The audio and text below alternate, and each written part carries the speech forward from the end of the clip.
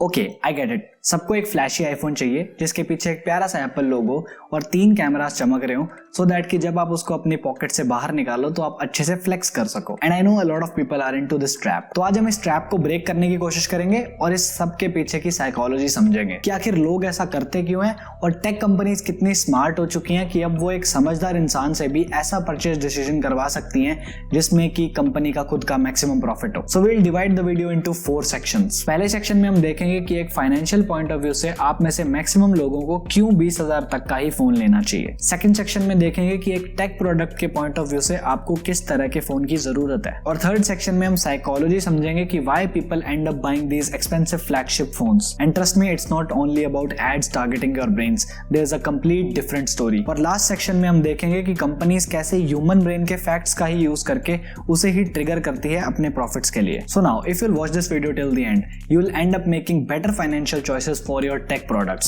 So stick around. Your smartphone is a liability in most of the cases. तो अब थोड़ी सी finance knowledge लेते हैं कि आखिर लायबिलिटी होती क्या है। अगर सिंपल भाषा में कहूं तो लायबिलिटी का मतलब होता है that something which takes money out of your pocket. मतलब आपने कोई ऐसी चीज खरीदी जो कि आपको और ज्यादा खर्चा करने पे मजबूर कर रही है और आपका स्मार्टफोन उसमें से एक होता है। बट लायबिलिटीज के अपोजिट एक चीज होती है जिसको कहते हैं asset. So what is an asset?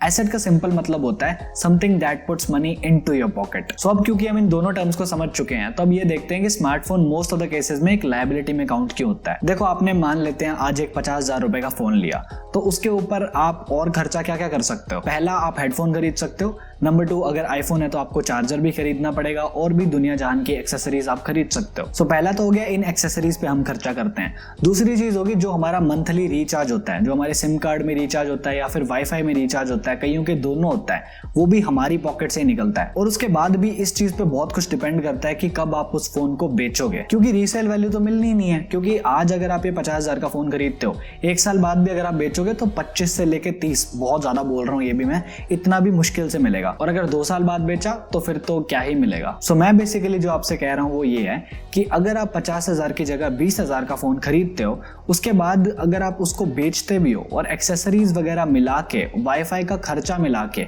तो भी उस फोन की कीमत 1 साल में 50,000 तक नहीं पहुंचेगी और उसकी रीसेल वैल्यू भी आपको अच्छी मिल जाएगी। On the other side, smartphone को एज एन एसेट भी देखा जा सकता है, क्योंकि जो लोग इससे पैसे बनाते हैं उनके लिए एक एसेट है। फॉर एग्जाम्पल, मेरा ये फोन जिससे ये वीडियो शूट होती है, उसके बाद ये यूट्यूब पे अपलोड होती है और उसके बाद मुझे एक प्रॉफिट जनरेट करके देती है। बट नॉर्मल लोगों के लिए जो इससे पैसे नहीं बनाते, उनके लिए तो ये एक डेप्रिशिएटिंग एसेट ही है। क्योंकि हाँ, आपको इससे एंटरटेनमेंट मिलता है, आप पूरी दुनिया से कनेक्ट कर पाते हो, आप बहुत सारी चीजें सीखते हो, तो at the end of the day कुछ ना कुछ वैल्यू तो आपकी लाइफ में ऐड होती है। But from A finance point of view, आपका स्मार्टफोन एक डेप्रिशिएटिंग एसेट है। सो अब इस फाइनेंस की नॉलेज के बाद आप में से मैक्सिमम लोगों को समझ आ गया होगा कि 20 से 30,000 से ज्यादा का फोन नहीं लेना। सो अब ये तो बात होगी एक फाइनेंशियल पॉइंट ऑफ व्यू से। अब एक टेक्निकल पॉइंट ऑफ व्यू से बात करते हैं कि क्या एक फोन पे इतने ज्यादा पैसे लगाने की जरूरत भी है। इस कॉन्सेप्ट को समझने के लिए let's consider 2 kinds of people.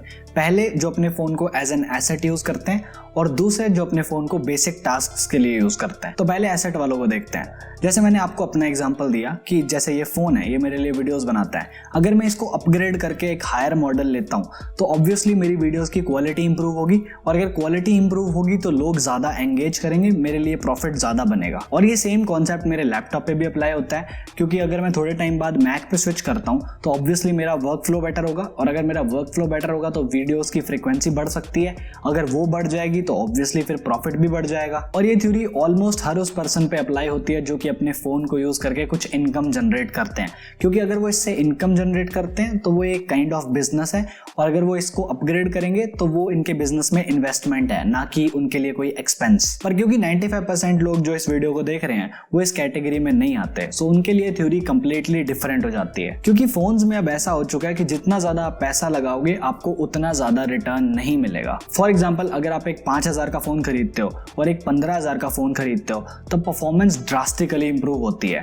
बहुत सारे केसेस में तो 3 to 4 टाइम्स इंप्रूवमेंट दिख सकती है। बट अगर यही थ्योरी हम 15 से 30,000 पे लगाते हैं तो हमें डबल रिटर्न भी नहीं मिलता, मतलब परफॉर्मेंस 2 टाइम्स भी नहीं होती। क्योंकि ये जो 15 से लेकर 20,000 का जो सेगमेंट है वो इतने अच्छे फोन्स बना आता है कि मैक्सिमम लोगों की रिक्वायरमेंट 20,000 पे खत्म हो जाती है। मतलब आपको इससे ऊपर जाने की जरूरत नहीं है। अगर आप इससे ऊपर जाते हो तो इसका मतलब आप अपना सिर्फ शौक पूरा करने के लिए जा रहे हो। और यही सेम चीज 30,000 से 50,000 के फोन में भी अप्लाई होती है, और यही सेम चीज 50,000 से 1 लाख वाले फोन पे भी अप्लाई होती है। हो सकता है 50,000 और 1 लाख वाले में आप डिफरेंस बता भी ना पाओ, बट अगर आपके पास अंधा पैसा है तो ये सारी थ्योरी फालतू है। Go grab yourself an iPhone 12 Pro Max। But जो लोग थोड़े से स्मार्ट फाइनेंशियल डिसीजंस लेना चाहते हैं उनके लिए एक फाइनेंशियल पॉइंट ऑफ व्यू से और एक टेक्निकल और ईज पॉइंट ऑफ व्यू से भी 20,000 के फोन मोर देन इनफ होते हैं। बस शर्त इसमें इतनी सी है कि आप थोड़ी रिसर्च करके अपनी प्रेफरेंस के बेसिस पे फोन लो। फॉर एग्जांपल अगर आपको अच्छी फोटोज खींचनी है तो आप बेस्ट कैमरा फोन लोगे, ना कि बेस्ट गेमिंग फोन। तो इस चीज का ध्यान रखना होता है। अब बात ये आती है कि चलो मान लो आपने एक फोन चूज भी कर लिया, पर लोग इसमें कंफ्यूज रहते हैं कि 6GB वाला मॉडल लें या 8GB वाला,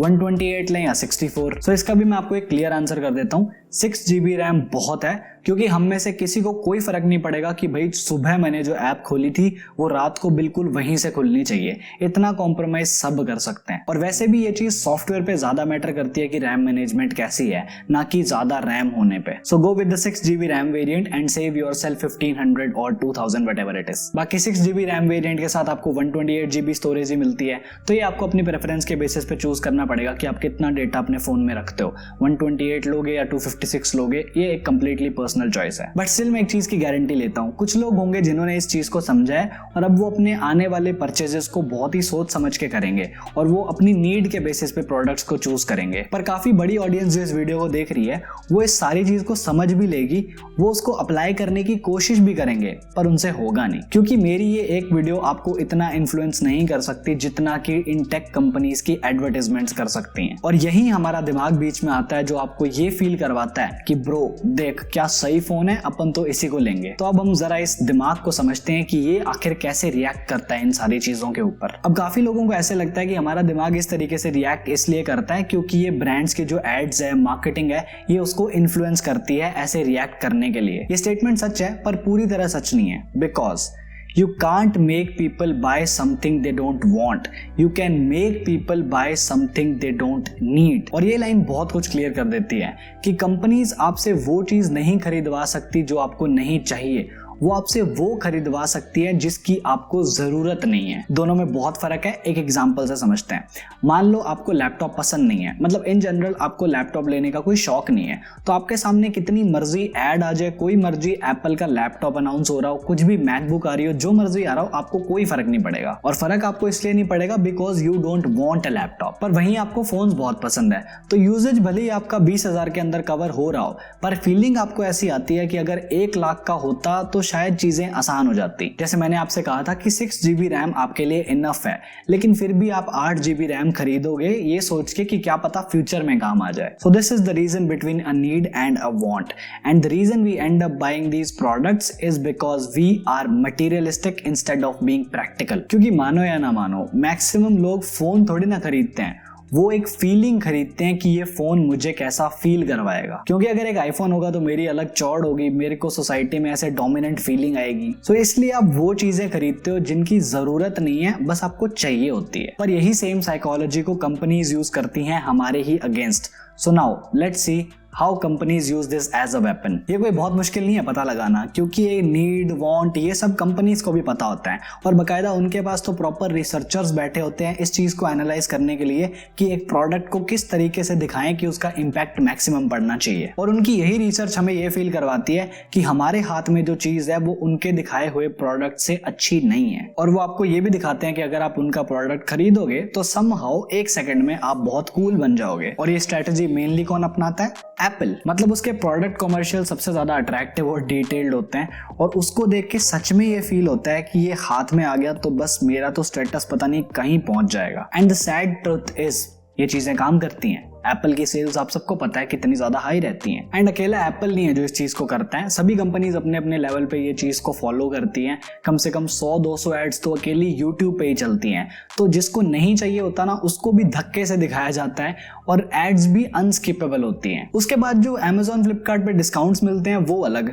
चलो जिसको लेना है उसका तो मेरे को समझ में भी आता है, जिसको नहीं लेना है वो भी धक्के से ले रहे हैं। अभी लास्ट दिवाली पे उस iPhone 11 को Amazon ने 50,000 समथिंग का कर दिया, पूरा इंडिया वो फोन के पीछे पड़ गया, मतलब वो इतनी जल्दी सोल्ड आउट हो रहा है। और मैं गारंटी लेता हूँ बहुत सारे लोगों का बजट 40,000 होगा और उन्होंने उसको स्ट्रेच करके 50 करा होगा सो दैट कि वो एक iPhone 11 ले सकें। एंड सबसे स्टूपिड थॉट जो लोगों के दिमाग में आता है कि मैंने डिस्काउंट लगा के एक चीज खरीद ली जो चाहिए भी नहीं थी, तो उनको डिस्काउंट दिखता है, उनको ये नहीं दिखता कि मैंने उसके ऊपर 20,000 रुपए स्पेंड भी तो करे हैं 2,000 का डिस्काउंट लेने के लिए। वो नहीं दिखेगा, डिस्काउंट दिखेगा। जो लोग अफोर्ड नहीं कर सकते, कंपनीज उनको कितना भी इन्फ्लुएंस कर ले वो भी नहीं ले पाएंगे। बट एक टाइम आएगा जब वो पैसा कमाने लगेंगे और जैसे ही उनके हाथ में पैसे आएंगे, क्योंकि कंपनीज उनको बहुत लंबे टाइम से इन्फ्लुएंस कर रही होगी, तो वो अपने सपने समझ के कुछ फालतू प्रोडक्ट्स खरीदना शुरू कर देते हैं। मतलब जिसकी 30,000 सैलरी है वो 80,000 का फोन EMI पे ले रहा है। और ये EMI वाली चीज पता नहीं लोगों को क्यों समझ में नहीं आती। अरे यार, अगर आप EMI पे लेने जा रहे हो तो ऑब्वियसली आपको पता है ना आप अफोर्ड नहीं कर सकते, तो फिर EMI क्यों बनवा रहे हो उस चीज की जो आप अफोर्ड ही नहीं कर सकते? क्यों उसके पैसे दे रहे हो, जबकि मैंने आपको बता दिया कि वो एक डेप्रिशिएटिंग एसेट है। But whatever, I think this was enough ज्ञान फॉर टुडे। होपफुली अब आप अपने टेक प्रोडक्ट्स को थोड़ा सोच समझ के चूज करोगे, पर फिर भी नॉलेज लेना अच्छी बात है। सो अगर आपको Huawei के नए Harmony OS के बारे में जानना है तो आप ये लेफ्ट वाली वीडियो देख लो, और अगर आपको ये जानना है कि एप्पल इंटेंशनली दूसरी कंपनीज को क्यों जीतने देता है तो वो वीडियो राइट साइड में आ रही है। But for now this is it from my side. Thank you so much for watching. I am Divanshu and I am on leave till the next one. Bye bye.